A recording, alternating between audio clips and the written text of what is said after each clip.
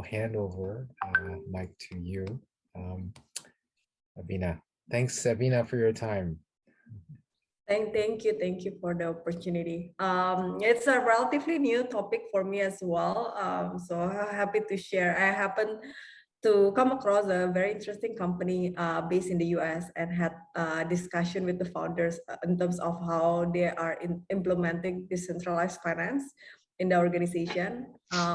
So I work for a private credit, private equity fund as well. And I think in particular, what the team has been kind of looking at is kind of disruption into the credit fund business in particular through blockchain and decentralized finance in terms of how banking loans can be distributed over blockchain. So I think it's quite an interesting insights and views. So let me just share, trying to close the. Okay, let me just do this. So I think let me just start with what is kind of decentralized finance.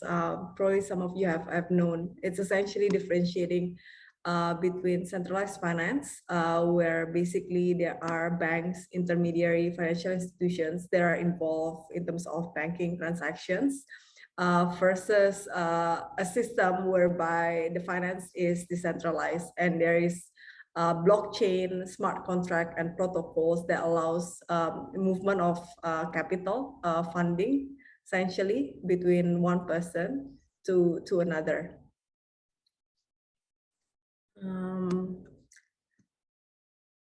Okay, and I think just kind of to touch base a little bit in terms of what's being used, right, for DeFi, which is essentially a blockchain based finance. So it's not relying on financial intermediaries such as brokerages, exchanges, and I think mainly right now it's being maintained on the Ethereum platform.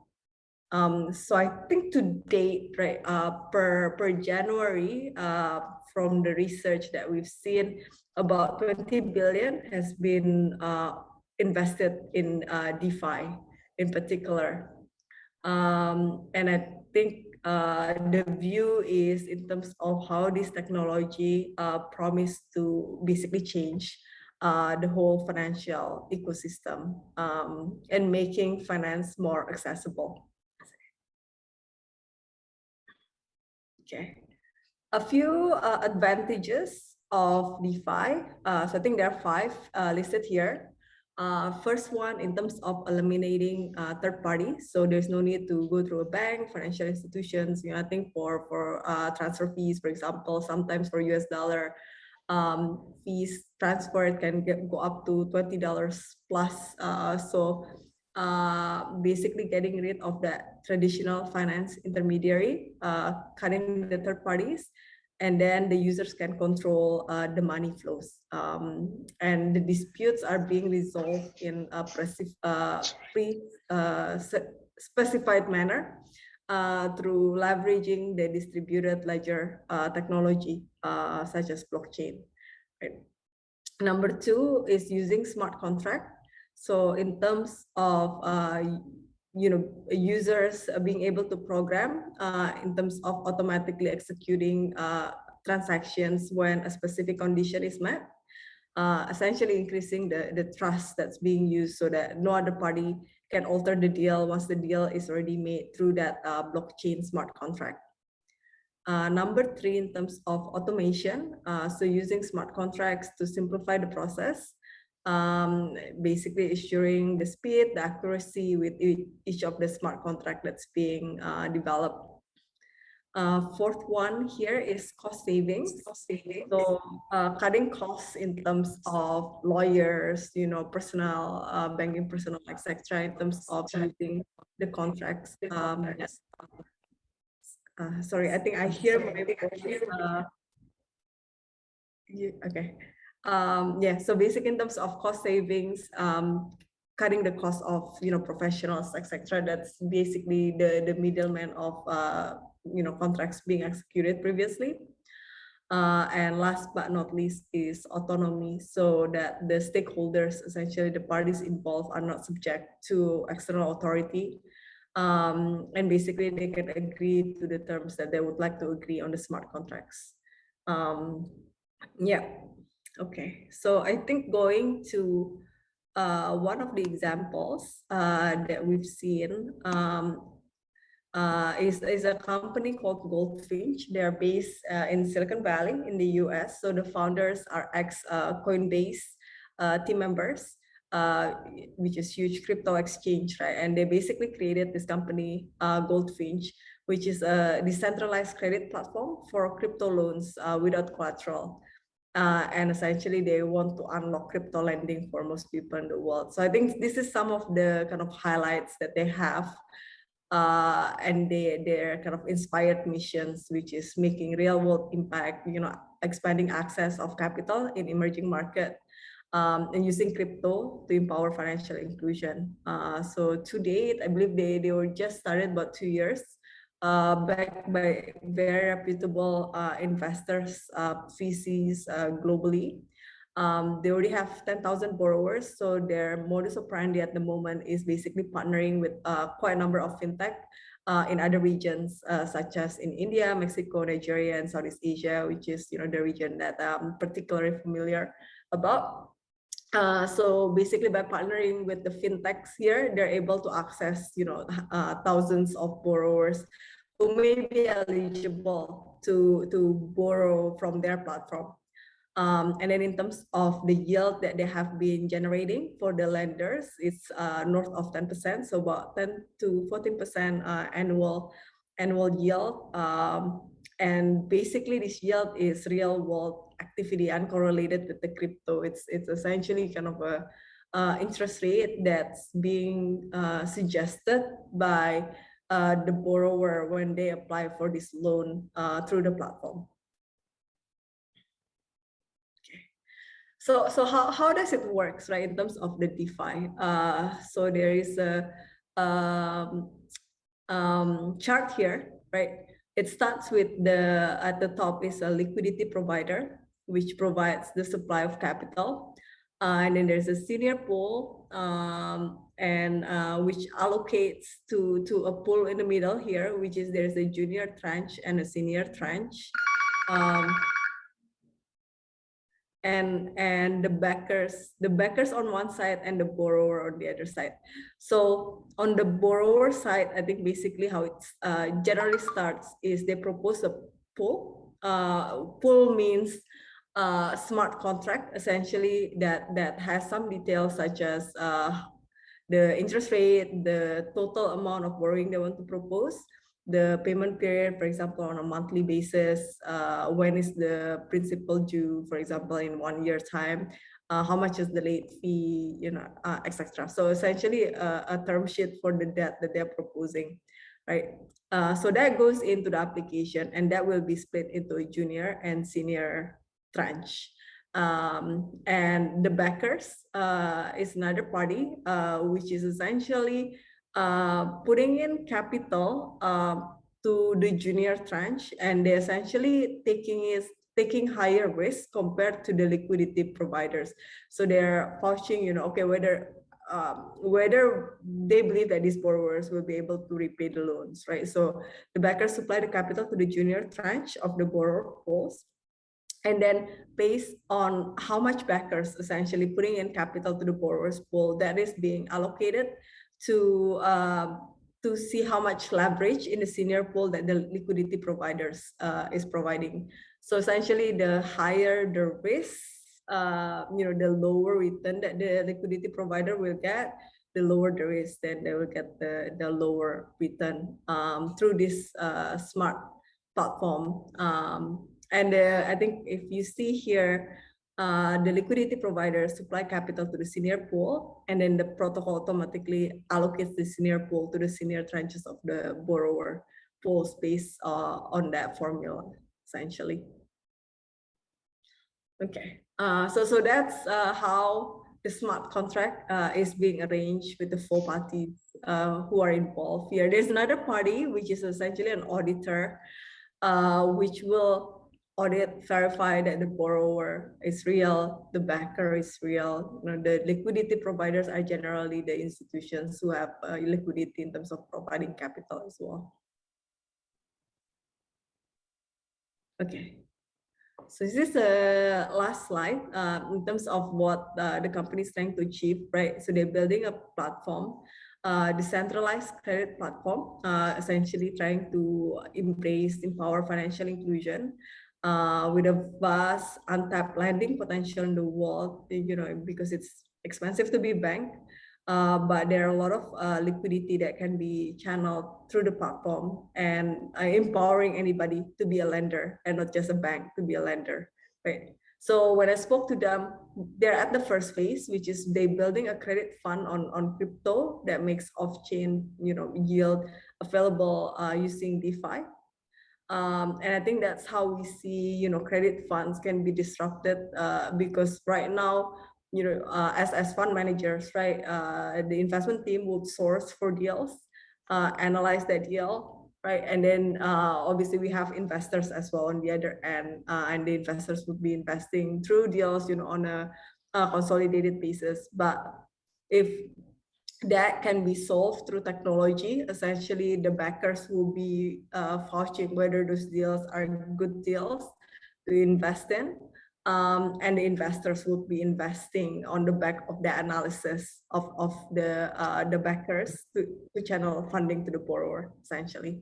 So essentially, that kind of eliminates, probably in a bank would be kind of the credit team that will be doing that functions in terms of analyzing the business or a borrower, whether they will be creditworthy or not. And they have a few other phases here. So the next phase is in terms of decentralize the network to allow anyone to propose and evaluate loans. So not just their team. And then the next one is supporting other smaller lenders so that anyone can be a lender through the protocol. Yeah, so that's it. Any questions, thoughts?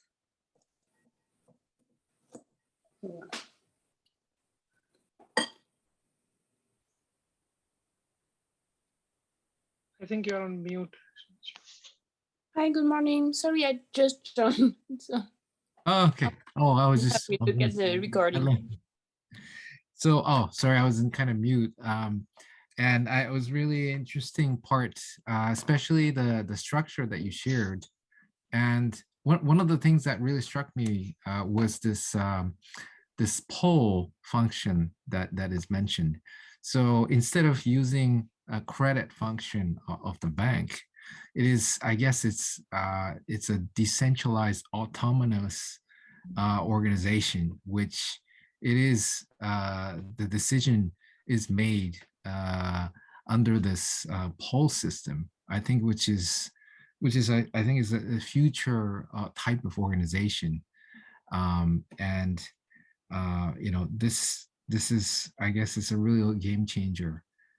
So there are some questions, how they can assess this this loan. I guess it's through this poll system. So I assume that the participants are have some certain knowledges, and I guess the auditors have some role to play in terms of fair, fair and knowledgeable person to assess that. But I think it's a very interesting model, and it's definitely a disruption toward the on the banking, also on the finance side, which we haven't really seen previously. I guess was more on the the bank deposit, but finance is really coming here as well. So thanks for the sharing. Yeah, Avina, that was great. So I guess Goldfinch, they proposed to make money just by like some sort of origination fee or a few basis points on any loan. Did you get into that with them? Like how they're... Yeah. So at the moment, I guess as any other startups, right, the way they start, they wouldn't be monetizing this initially. But that's essentially, fee structure, origination fee. I think once there is track record, right, generally there will be upfront fee and some performance fees that they can be charging as well. Right now, the performance fees, I guess if you think about it, it essentially goes to the backers who earns a higher yield compared to the liquidity providers that's putting in capital. So one couple of questions, right? Since it's crypto lending, so is it like all cryptos, or there is a specific set of cryptos which are a part of this?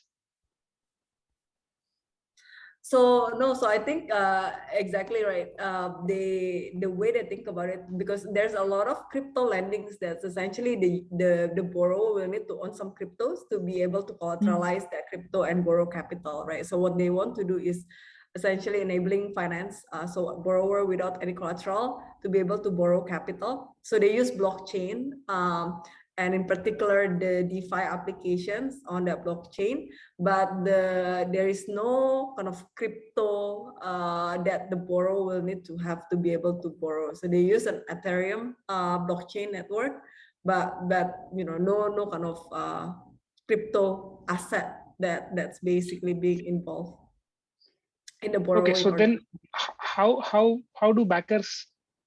I'm assuming from the presentation that you give, backers are the ones who are actually giving money, right? So they are the ones who. So what do they give? Do they give crypto or do they give real USD like fiat? Oh, they give, yeah. So right now it's Ethereum, and I think fiat as well can. Okay, Ethereum and fiat as well. Okay, but they have quite a big challenge in front of them in using Ethereum, right? Extensive gas fees and everything. So Yeah. that would be quite costly, right? Nobody would want to pay that much amount of money on Ethereum. Yeah, Yes. I mean, just for transactions. Yes. Yeah. So right now the big chunk is actually fiat through the collaborations with the other fintech.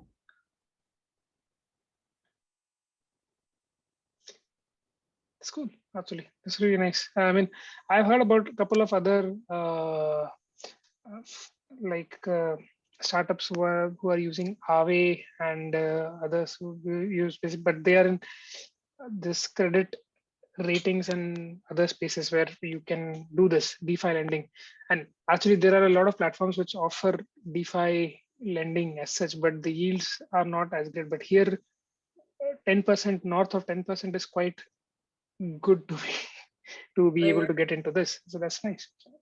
And what is okay? So since you said that it's a loan for everybody, right? So there should be some level of vetting done on the people who are receiving loans, right?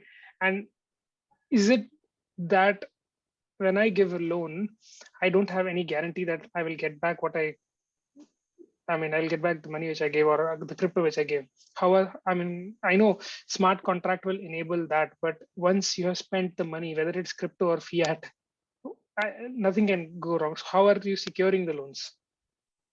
Yeah, so for this in particular, it's uncollateralized loans, right? So there's no security per se, but the way you would kind of rate the borrower is by having these backers, and it's not just one backer. So there are multiple backers who would look at the credibility of the borrower, essentially in a way do some research on the borrower to think whether they're credit worthy, and then you would put some amount of money to basically bet on that.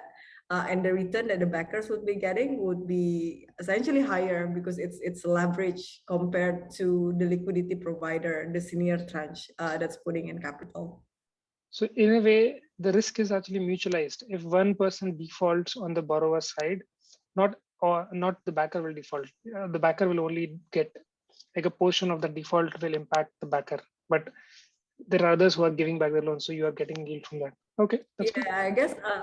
Yeah, in that sense, you can actually diversify, right, by putting in, spreading the capital through different borrowers. Yes.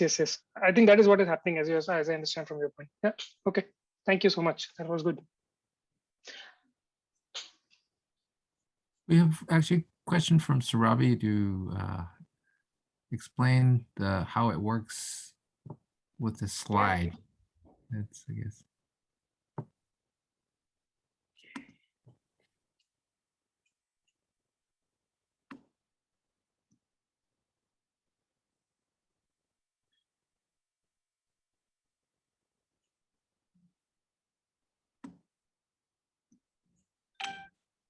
Okay, so essentially, if you see how it works, there are four parties here. So one is the borrower, and then there is a liquidity provider, which can be financial institutions, for example, and then the backers, which can be individuals or someone verifying that verifying the borrower essentially.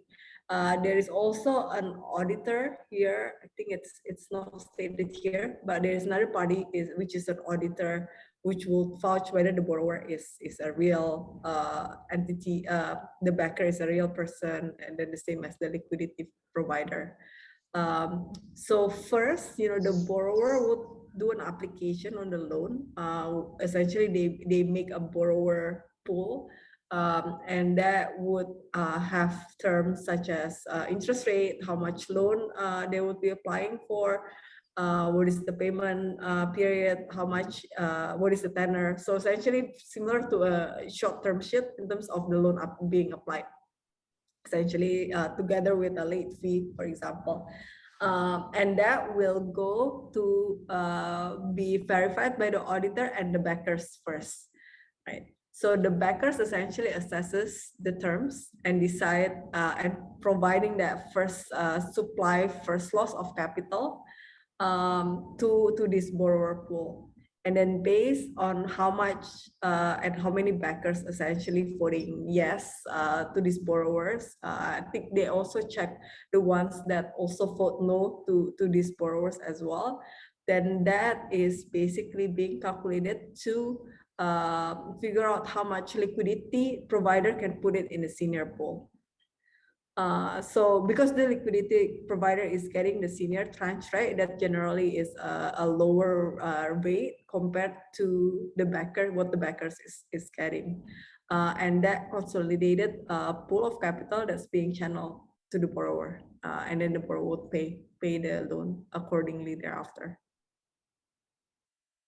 One question about is there like eligible requirements to become either a backer or liquidity providers? So actually, right now for the backers, no, any individual can actually become a backer, and in fact, there is kind of incentive to be an early backer. Essentially, as kind of early supporter of the business, you actually get a higher return. Being that the liquidity provider generally takes a lower risk, so generally at the moment, most of them are institutions. Okay, thanks. Okay, thanks, Avina. Thank you.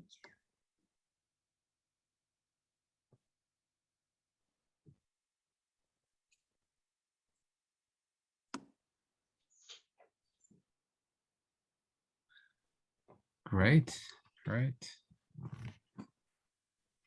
Any other questions?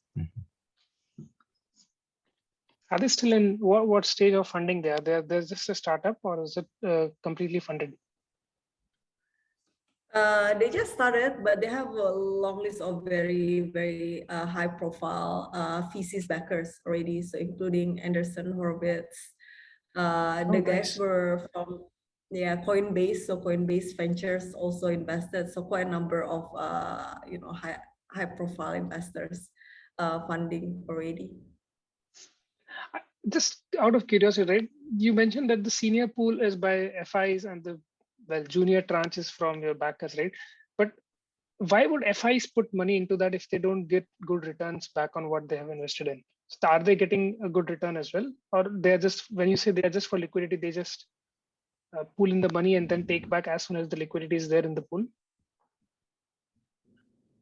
The FI would be getting good returns as well. So I think today's right, there's ample liquidity, and obviously it's very close to zero in terms of liquidity. So in this platform, we can get to mid to high single digits, and then the backers would get high teens interest rates, and blended it will get to the 10 and mid-teens percentages depending on the geography and the risk profile. Okay, that makes it. One question. Yeah. Have on, you sir. ever, yeah, just one curiosity is, have you seen other like market other players related to the same industry players such as this Goldfinch?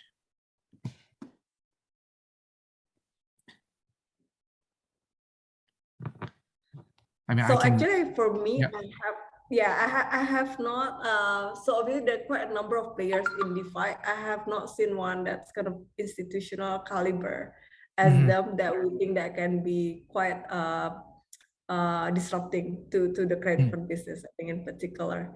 But happy to hear. I'm sure anyone here who have seen similar players, perhaps in the region, I think will be interested to see as well if there is any. Yeah, it'll be very interesting to see a similar type of players. And I think, yeah, it could be really disruptive to see this. Yeah. Avina, how are the rates, the loan rates decided in this case? So initially, it will be applied by the borrower. So the borrower would open up that pool matrix, the term sheet. They would propose that, and then that would be assessed by the backers. And the assessment would go by voting their own capital to be put into that borrower proposal.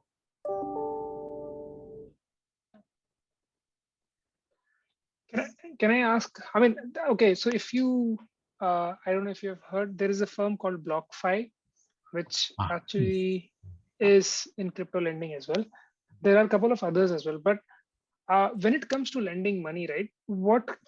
And there are huge amount of regulations in place, right? That you should be lending in such a manner. You should not take advantage. I mean, from a consumer protection point of view, did that Goldfinch had to go through any of these hoops? I mean, how does it?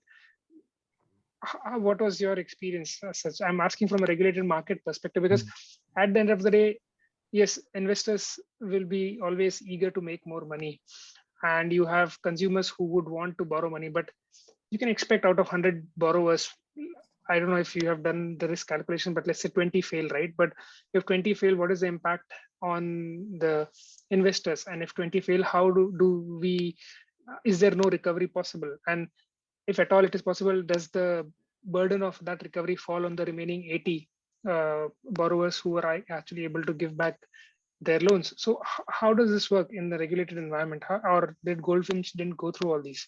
Because the moment you add crypto, which is not regulated entity as much as normally fiat is, how does that work? Okay. Honestly, I haven't looked in very detail, particularly for the company, right, in terms of regulatory environment from that perspective. But I think since the way they provide lending, they also work with the other technology fintech players in the other regions, right? So essentially, a lot of the liquidity are, say, in the US, and that's being channeled out to the other regions such as Southeast Asia, India, Africa, etc. So they work with the leading, some of the leading fintech players. That's actually how we get connected, because they wanted to work with some of our portfolios here in Southeast Asia. So from that perspective, obviously the P2P players, the fintech players here are relatively regulated already by the respective regulators in the different regions. Right, and I think so they yes, actually borrow the regulatory approval of the domestic partner. Yeah, I think from that perspective, yes, they would go through that at the moment, until they are able to actually lend directly to the consumer without going through the fintech, right? Once you have massive information, data, and access to be able to essentially lend through their platform in the US directly to these regions.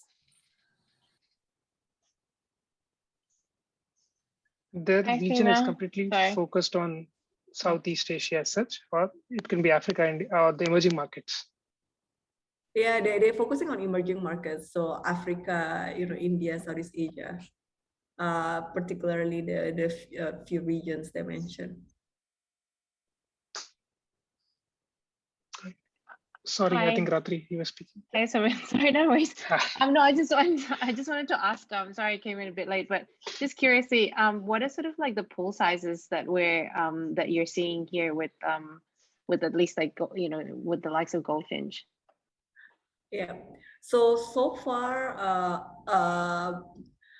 100 to a few hundred million. Sorry, Okay. a few $100,000 US. Yes.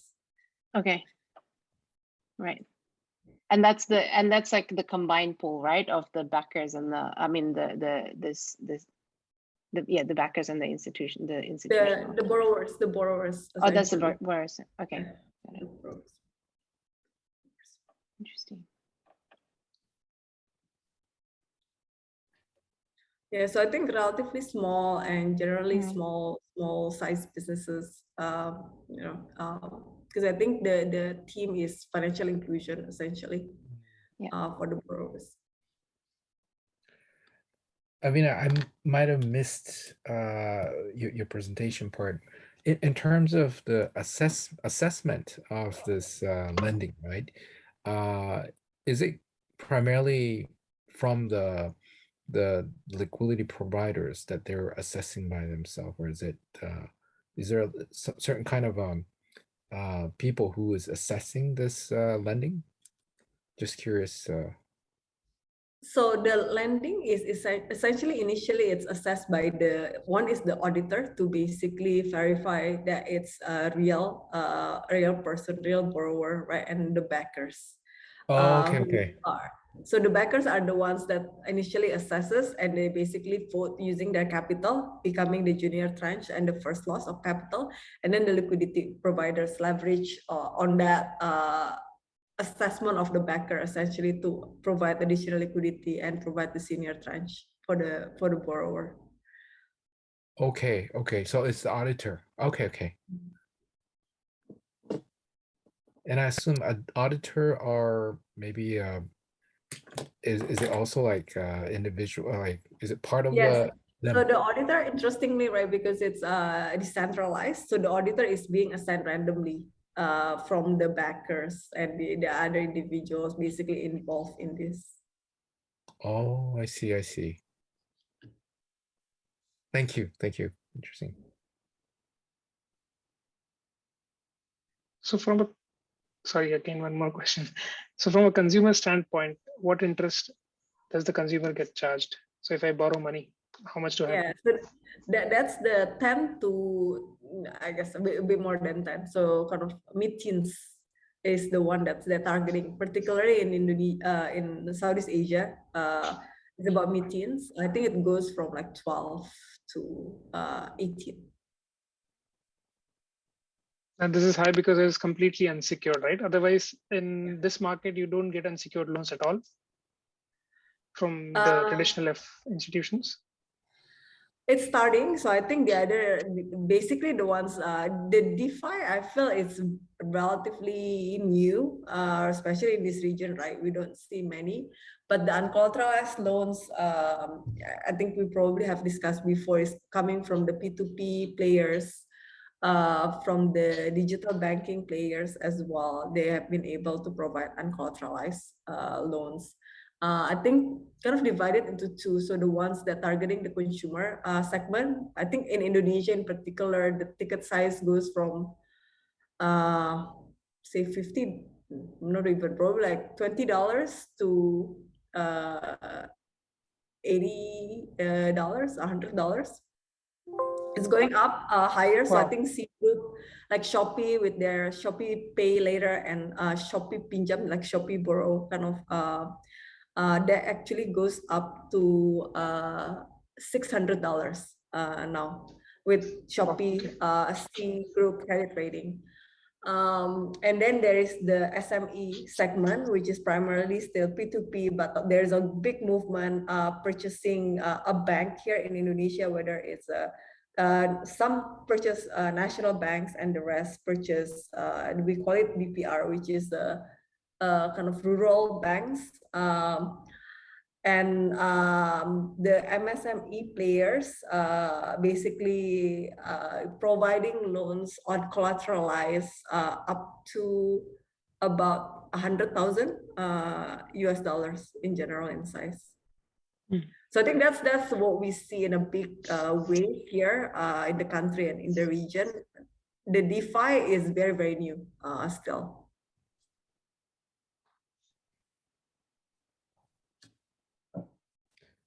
This question from Jin about what is the method for credit scoring? There's no Clutterbuck. Yeah, this. Yes. So actually, I don't know, because right now, I think first, right, when we speak with the fintech players, obviously they do their own, KYC and credit scoring from that perspective. So the borrower have been verified from that perspective, but the way they look into it is basically the backers, which are essentially individuals, right, would have. If you have a large amount of backers essentially looking at the same thing and assuming everybody is well enough to be able to do some credit assessment, you basically take that perspective in terms of doing credit scoring, and basically these people are putting in their own capital. Instead of, for example, if we look at the bank, right, it's essentially 1%, or if you look at an investment funds, a team that's basically looking at the credit worthiness of the person who will be eligible for a loan. So I think exactly kind of the team to democratize finance from that perspective. Thanks.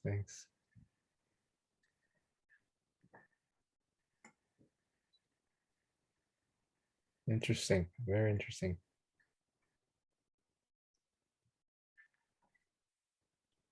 Yeah, this is quite interesting. Yes.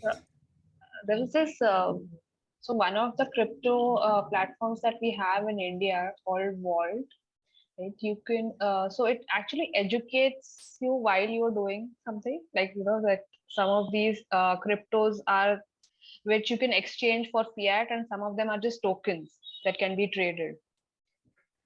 And they also have, if you go on that link, they have these APIs and they have things like borrowing and lending. So I think that is very different, but crypto lending, I think, probably has different business models. Like DeFi lending is one, and then this, whatever the site has, is something else. So we are yet to understand the various ways in which crypto lending and DeFi lending works. The crypto lending that you've seen, is it for users who own crypto and then they basically borrow on the back of that crypto as a collateral, is it? Right. We've seen that for the crypto exchanges who started to offer that product essentially. It's from the exchange perspective, they think it's relatively safe, right? Because say if you own like 2 Bitcoins, you will only lend 1 Bitcoin. And then if the price falls, then they will be able to force sell essentially, unless the person who borrows top up more capital or more Bitcoin. So from that perspective, it is like kind of stock market. If you have some stock and then you try to do a margin on top of that. So I think that's kind of how the crypto borrowing works from the crypto exchanges that we've seen in the market at the moment.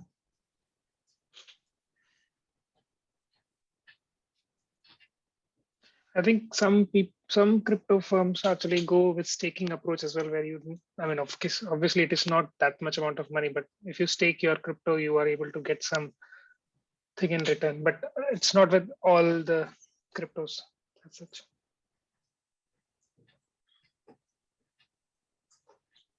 This is very interesting. The reason why I have so many questions also is because if you look at these pools, right, which are ultimately being assessed by the backers, and FI is getting into these and assessing those pools as well.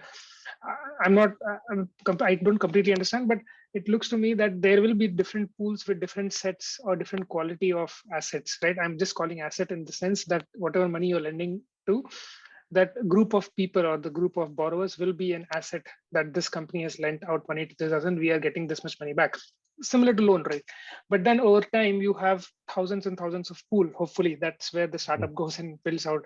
And then the pool quality is what determines, okay, these are the good pool, so you will get good returns on this, and these are the bad pools where you put money, then you get I mean, you have high yield, but the chances of getting back money. So it sounds to me like, I mean, from a DeFi perspective, yes, but it is going back to the credit rating and good loans and bad loans as well. But what I couldn't understand properly was how exactly is the company securing itself from it, right? More so because I was talking from not from local pay your lending regs and everything, because if you look at markets, right, and if the company is using a local partner regulatory approval to give offer their services, then all the more doesn't it put risk on the local partner as well to be able to do this. So I suppose these are all challenges since, but this is a pretty good space. I mean, you can expect good return, and that's why it is like that as well. So that was just a thought in that sense. Yeah. Thank you. Thanks.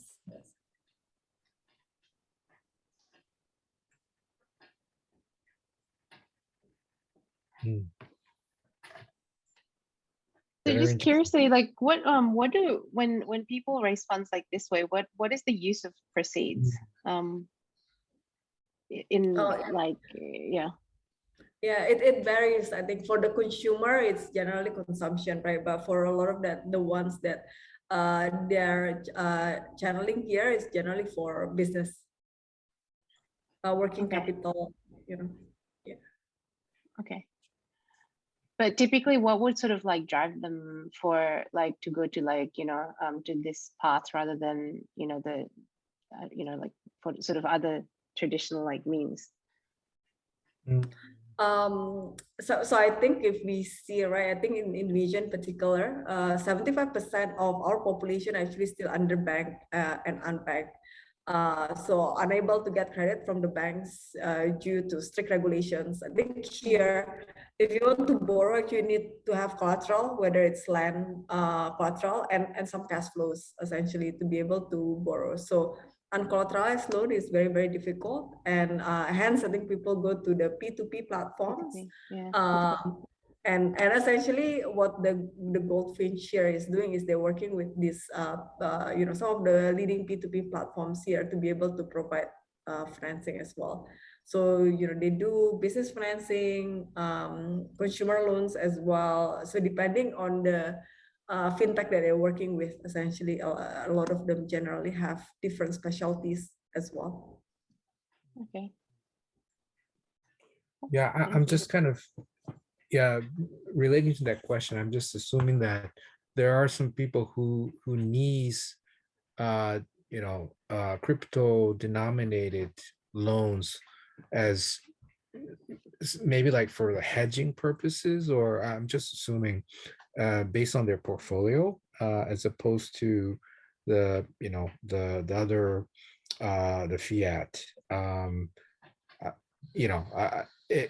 Just kind of wondering, maybe there's some reason behind that they need a crypto finance as opposed to other fiat.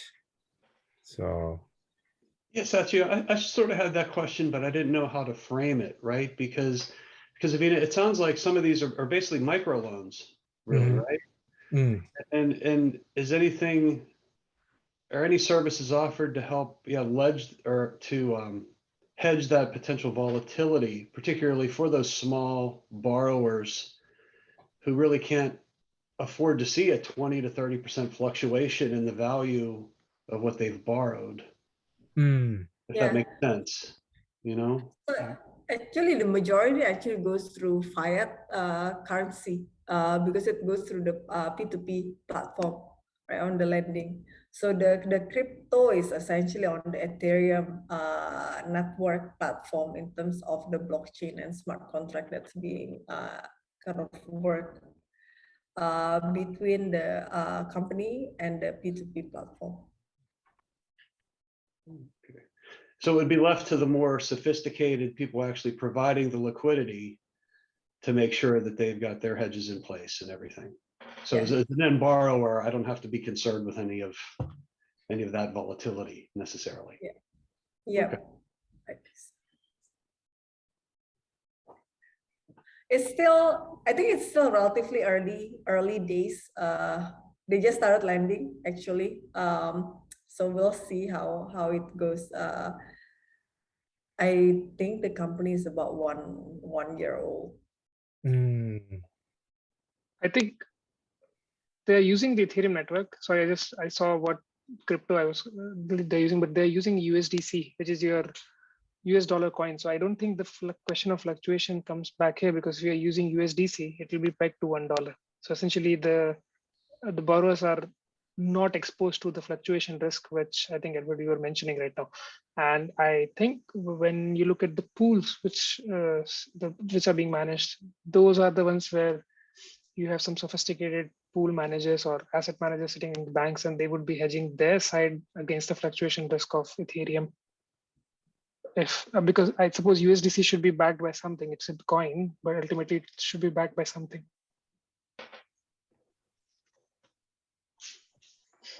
Interesting.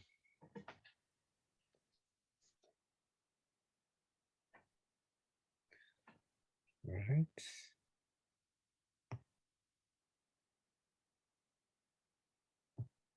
While we are discussing, I just checked their website and their Discord, which has like community of all the people that they are involved in, and they have all the FAQs of how this works.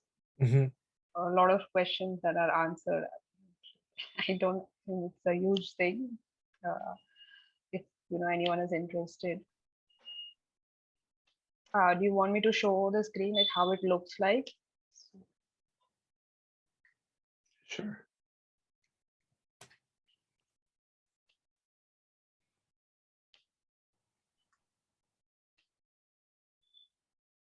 So, is my screen visible?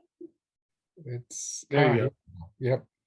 Right. So if you have already, if you have the goal, if you're on Discord, you just have to scan and get into it like how you do for WhatsApp. So I already have a Discord account. You should just go Google for it, and if you go on their website, you click on join Discord if you don't have it already, or get the newsletter. Yep. Right. So since I've already, this is what you'll get. Right. You get accept invite, and there'll be a QR code. So once you, since I've already joined in, it's not showing me that QR code again. Okay. And once you are in, it shows you this entire screen of people who are already there. There are these rules, there are FAQs. The protocol, and like all, like I completely understand. We all have so many questions about this, and I think the world has moved to different platforms where they show it in very different manners. Interesting. So this is a protocol for insurance, for example, and they have like FAQs. If I click on FAQs, it goes on to Notion, which has another how do I get a loan, and all the questions that we all have, trouble putting our heads around. I think Course management. kind Okay. of explains. If in case you're on Telegram, they also have a channel over there.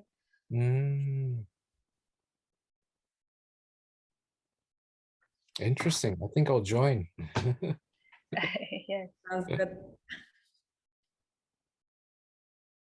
So I think they have some white paper as well.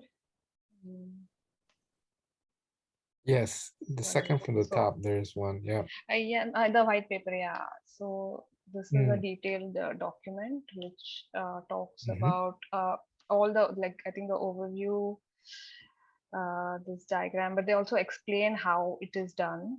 Like, thanks to Avina, we know that this exists, Mhm.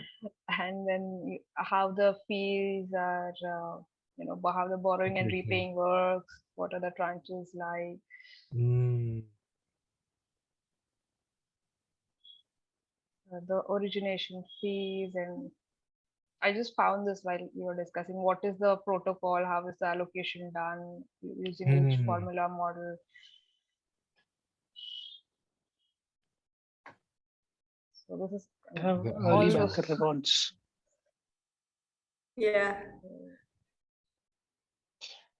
Do they also have a token? Normally, no, they don't have a token. Not that I'm aware of, at least at the moment. Mm. So I guess a lot of how the leveraging formula works and all of that is given here in this white paper. Mm.